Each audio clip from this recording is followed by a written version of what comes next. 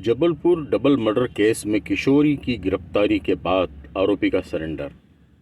गजनी की तरह सीने पर गुदवाया अपने 5 दुश्मनों की खोपड़ी का टैटू। जी हां, फिल्म गजनी से प्रेरणा लेकर इसने अपने 5 दुश्मनों की खोपड़ी का टैटू अपने सीने पर गुदवा लिया था। पूरा किस्सा इस प्रकार है। सिविल लाइन थाना क्षेत्र की रेलवे कॉलोनी में पिता पुत्र की हत्या करने वाले मुख्य आरोपी मुकुल, जिसकी उम्र मात्र 21 वर्ष है, ने गुरुवार को रात को सरेंडर कर दिया। पूछताछ में आरोपी ने पुलिस को बताया कि वह जिन 5 लोगों की हत्या करना चाहता था, उन सभी के नाम की खोपड़ी का टैटू अपने सीने पर गुदवा कर रखा था। ऐसा उसने इसलिए किया ताकि उसे हत्या की बात याद आती रहे।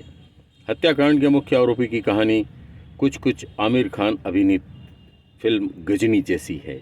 चर्चित दोहरे हत्याकांड में मृतक राजकुमार की नाबालिग बेटी 16 वर्ष की 2 दिन पहले हरिद्वार से गिरफ्तार किया गया था। पुलिस ने जब दोनों आरोपियों से पूछताछ की तो वह खुद घटना को अंजाम देने के तरीकों को सुनकर दंग रह गई।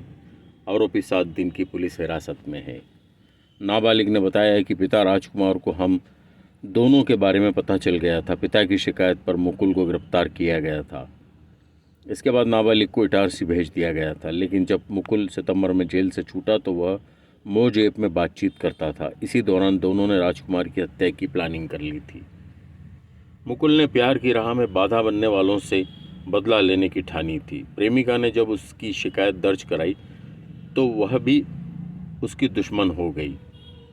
आरोपी ने 5 खोपड़ी वाला टैटू गुदवाया। इसमें प्रेमिका, उसके पिता राजकुमार विश्वकर्मा, राजकुमार की एक रिश्तेदार, एक महिला एसआई और एक जीआरपी कर्मी शामिल है।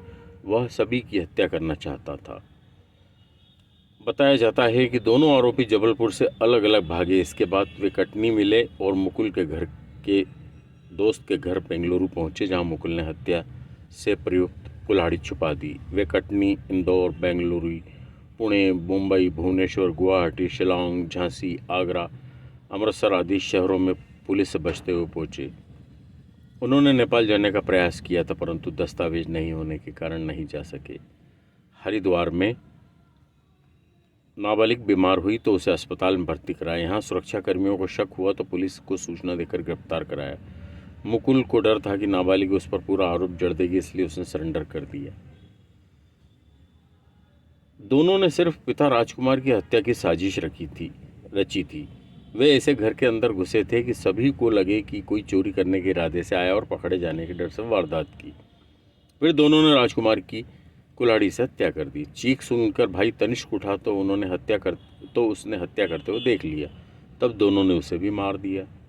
आरोपी राजकुमार के शव के टुकड़े करके कहीं बाहर फेंकना चाहते थे, लेकिन हत्या के बाद जैसे ही पूरे कमरे में खून फैला तो दोनों डर गए और फिर उन्होंने पूरे घर में पोछा लगाया, सुगंधित अगरबत्ती की धूप लगाई ताकि किसी को गंध नहीं आ सके। इसके बाद कटर से 10 से अधिक टुकड़े किए और घर के अंदर ही ठिकाने लगाया। इसके बाद तनिष्क के शव को फ्रिज में डाल दिया था। कुल मिलाकर इस पूरे हत्याकांड की चर्चा जबलपुर के अंदर जबरदस्त तरीके से हुई थी।